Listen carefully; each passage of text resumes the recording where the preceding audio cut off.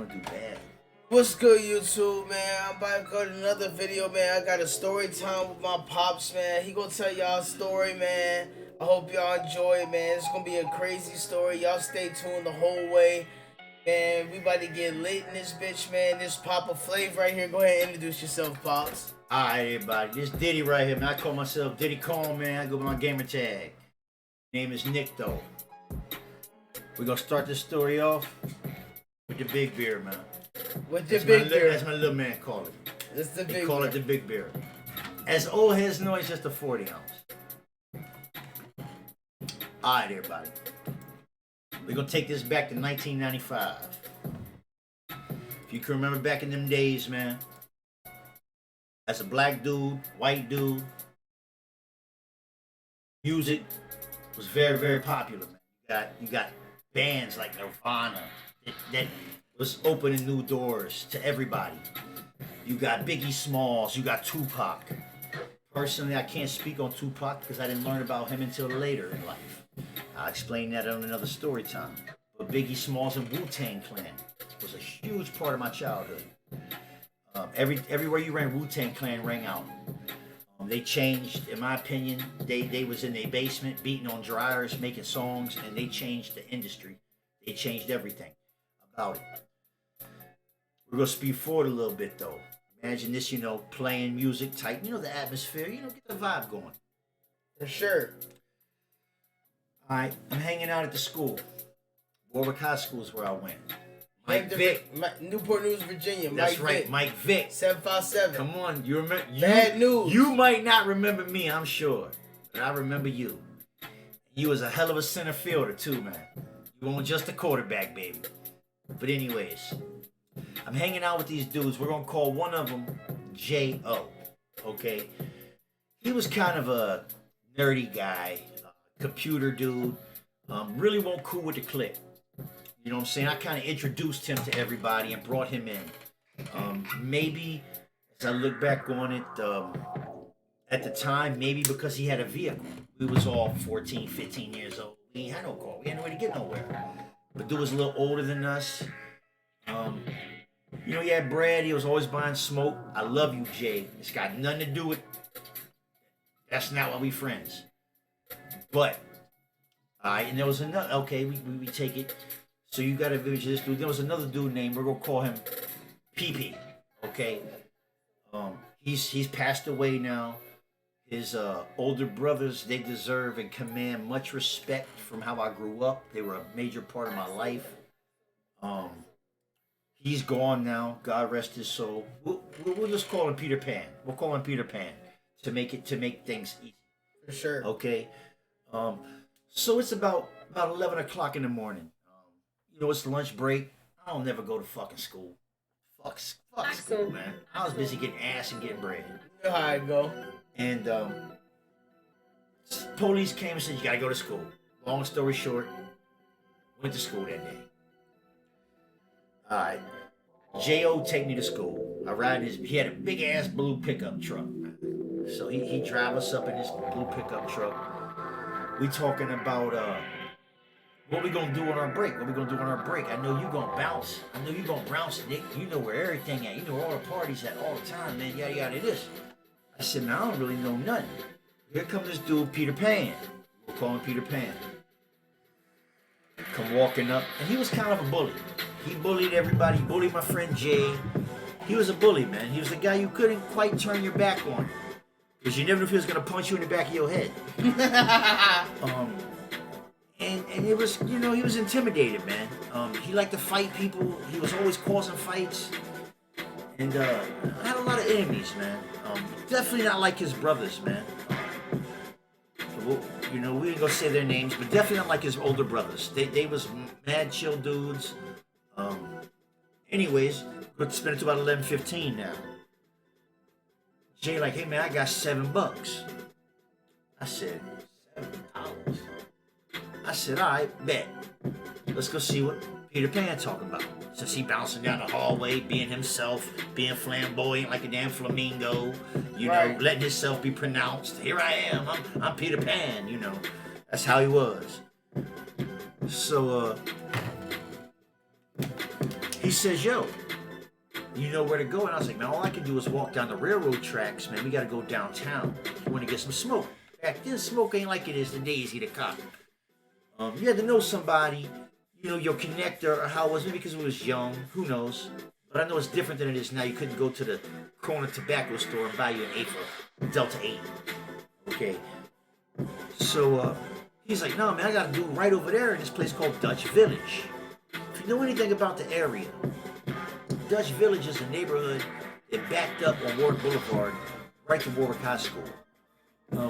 Back then, in the mid-90s, it wasn't the best neighborhood. It's been cleaned up a lot, but it wasn't the best neighborhood back then. So I was like, all right, cool. You know, whatever, man. What's the worst that can happen? So Peter take us to this dude's house. I remember the number was 134. I'll never forget. He knock on the door, knock, knock, knock. This chick come to the door. She ain't got no pants on, bro. All she got's a shirt on. And she like, and some underwear. She do have underwear on. I ain't gonna sell Jessie short. We'll call her Jessie. Her name was Jessie. She said, what the fuck y'all want? Peter, who the fuck is these motherfuckers you bring into my house? This is a white chick now, snapping her neck, fucking, you know, going off and shit. Yeah. I'm like, who the fuck is this crazy bitch, man? What the fuck Peter done brought us to? Then this dude come walking up. He got a goatee, a short little dude, but he looked crazy in the face. Yeah. He's like, yo, Pete, man, why you bring these motherfuckers to my house? He's like, yo, he mad cool. His name is Nick. He was like, who the fuck is this? He was like, I don't really know him. Talk about Jay. Yeah. Jay was the nerdy dude. So he was like, y'all come in, y'all come in, y'all come in. So he proceeded to say, yo, Jay, give me that $7. Jay gave Peter the $7. We sat on the sofa now. I'll never forget, Days of Our Lives was on. This dude's name was Richard. Okay. Richard proceeds to tell me, just give me the bread, just give me the bread. The whole time this girl named Jessie is just bitching in the background, bro. Just bitching. Just going off, snapping her neck, going off. And he like, yo, chill, bitch, yo, chill. She ain't chilling, bro. She ain't chilling. That won't Jessie, bro. She won't chillin'. And he said, I bet. He pulled out this big ass bag of weed. Back then to me, I was 14 years old. Yeah. He poured out about a half pound of weed, probably. Yeah. Maybe a pound. I thought, damn, man, this dude got it like that, bro. Yeah, real shit. You know. And we smoking blunts and shit. And I remember looking over at J.O. And this dude was so high, man. He was like, man, that's how everybody used to make fun of him. He'd get all high. Like, make little gestures like he was just too high for his own good. So he started doing so I know it's about time to go. He's like, man, my parents, I gotta be home, you know, like 2:30, they're gonna know. I'm like, man, fuck some parents. Parents? The fuck are parents, bro? Fuck them. That ain't work with Jay. So we leave, and this dude Richard's like, alright, bro, it's good to meet you, man. And, you know, yeah. And we leave. We walking across the field. Alright, there's a little field behind between the school and to get to the back courts of Dutch Village. And I look over, man. Peter was walking in front of me. Jay was walking behind me, all high and shit. And I'm fucking high as hell too. I'm thinking, damn, man, that was some cool ass dudes for $7, man. He spoke about 7 months with me, man. He cool as shit. I look over, man, and it's kind of slow motion.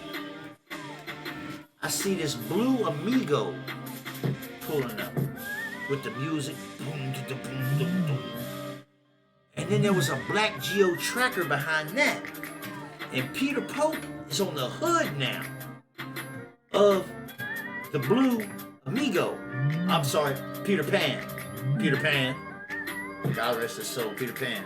And he's beating his hands on there. And all of a sudden the doors sling open on these two vehicles. And all I seen was people. All people that I knew didn't like me. For numerous reasons. And didn't like him. And They jump out in slow motion, and Peter takes off and goes, "Run!"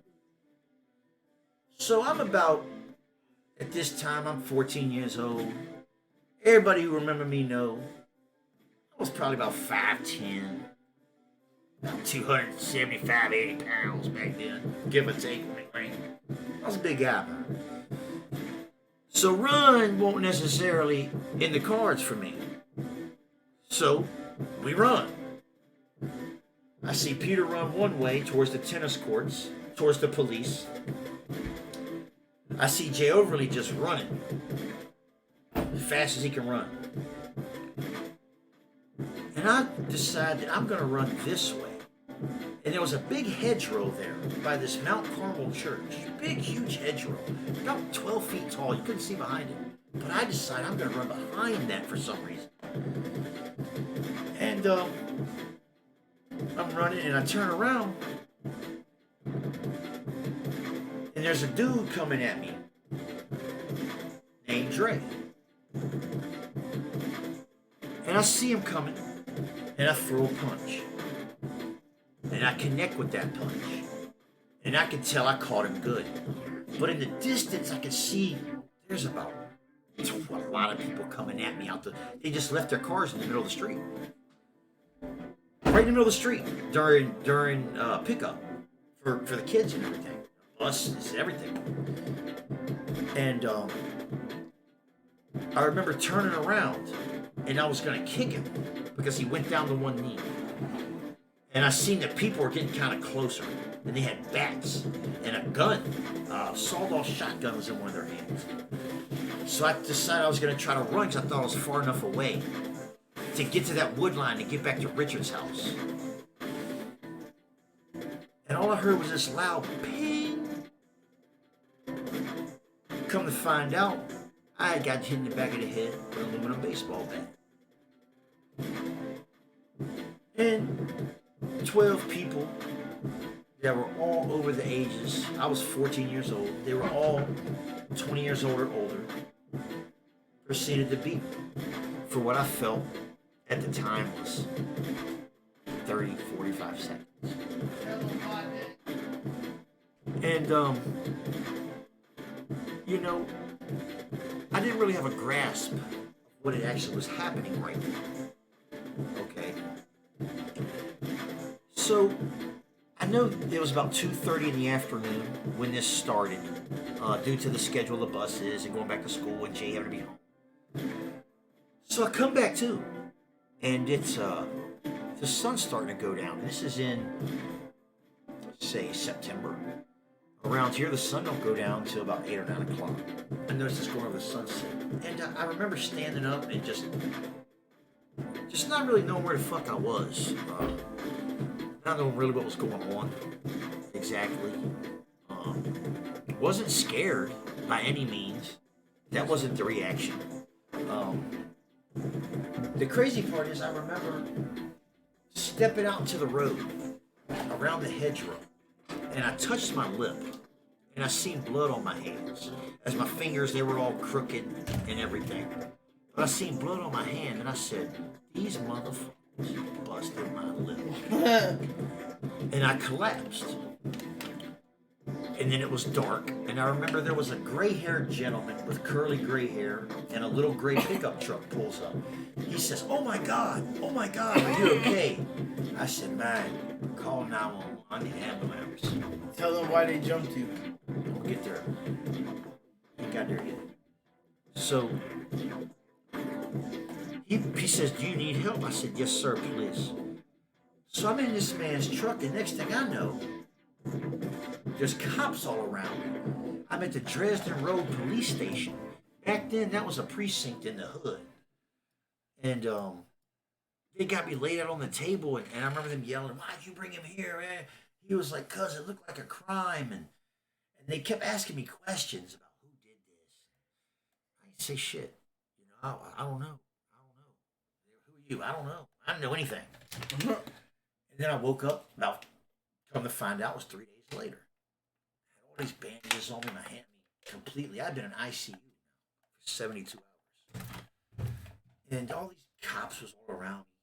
As soon as I woke up, who did this? We already know that such and such. I'm not gonna say names. We know such just did this to you. All we need you is to verify. Is this their picture? Blah, blah, blah. And I said, man, I just want to go home, man. I was like, I just want to go home. You know, where's my grandma? I was raised by my grandparents and everything. She was my provider, my nurturer. I didn't see her. I seen all these cops. And I did wake up scared. I ain't gonna lie. I was scared at that point because I realized, oh my God, I knew what had happened. I could vaguely remember. And I realized I was still alive. And so time goes by. I guess it's about a week goes by. I get a phone call. Supposedly, all of these dudes that jumped me, they were midtown folk.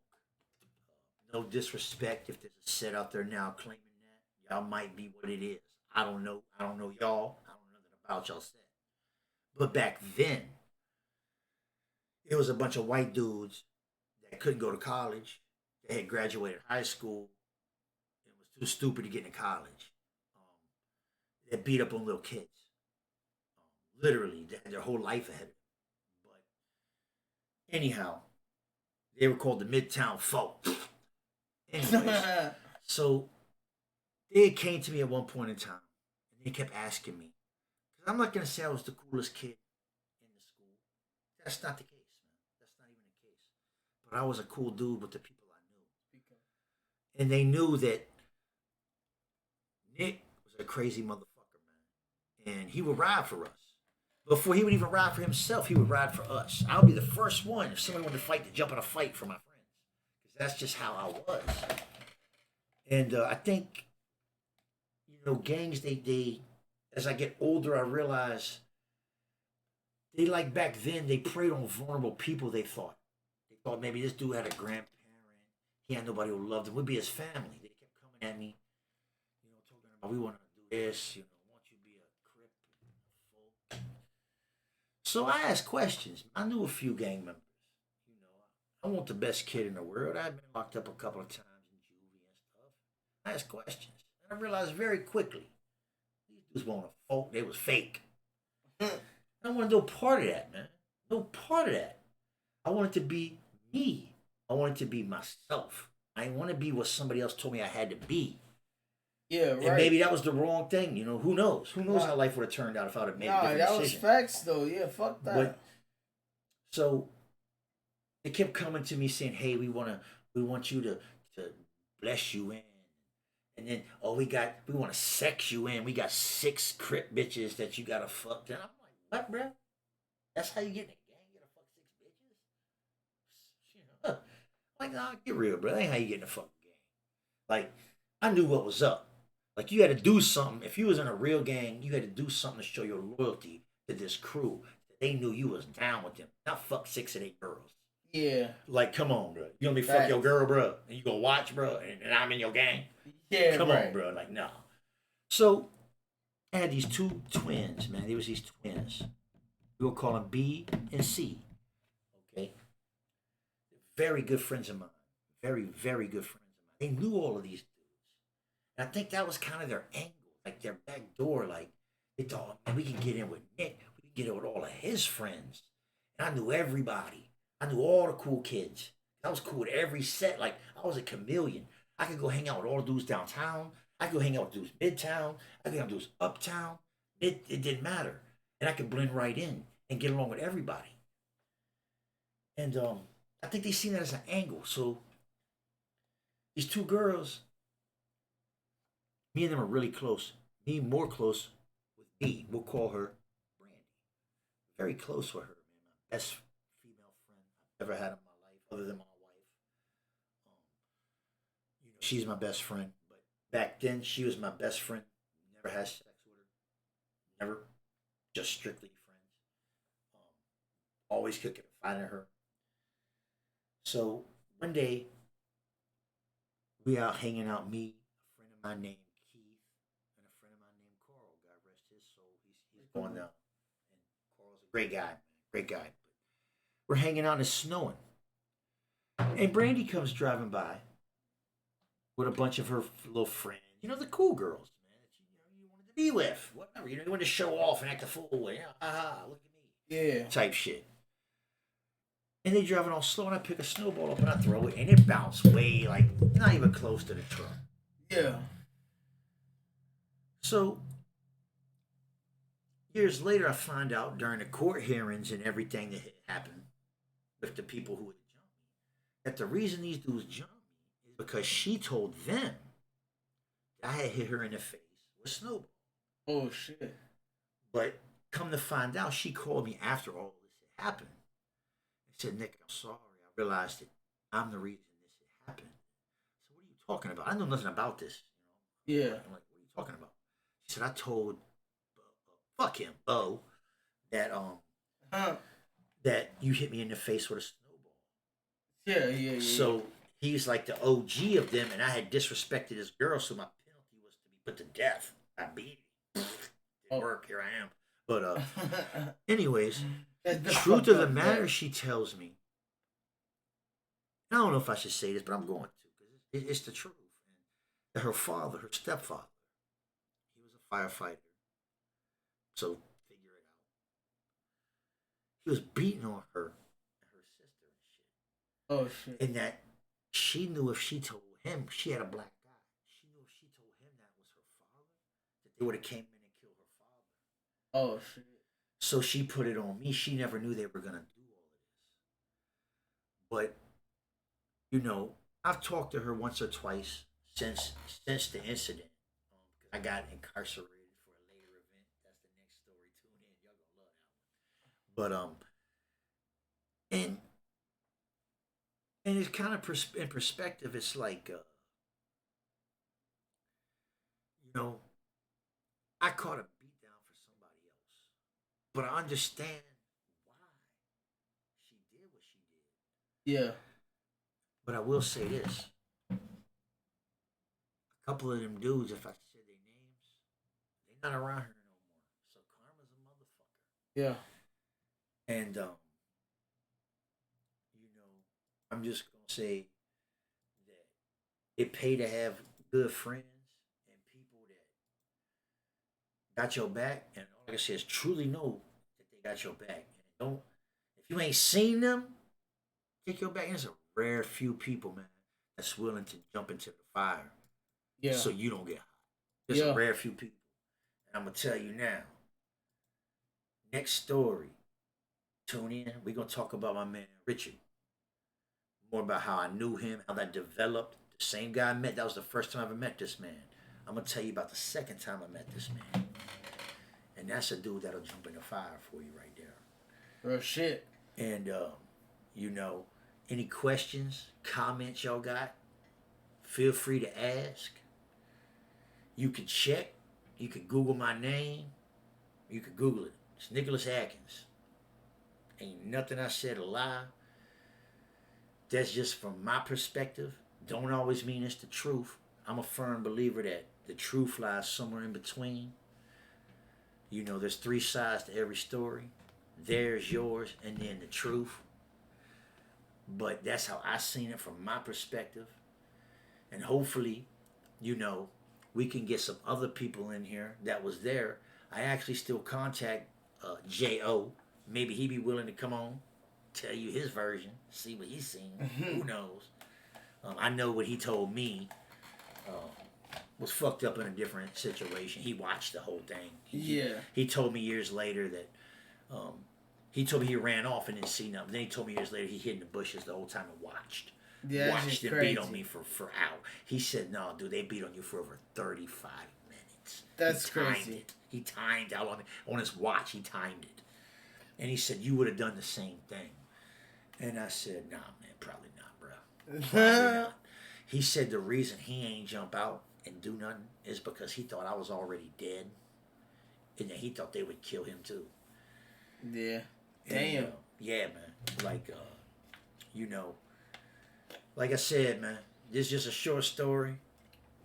We appreciate you stopping by. Check us out, man. You know, there's more to come. Any questions you got, any at all, don't feel free to ask my man Flavorman or Diddy Flavorman. Hit us up, man. Big Diddy. All right, y'all. Appreciate y'all Alright, watching, man. Y'all have a good night, man. If y'all want to see more shit like this, for sure, just let me know in the comments. All right, y'all be out.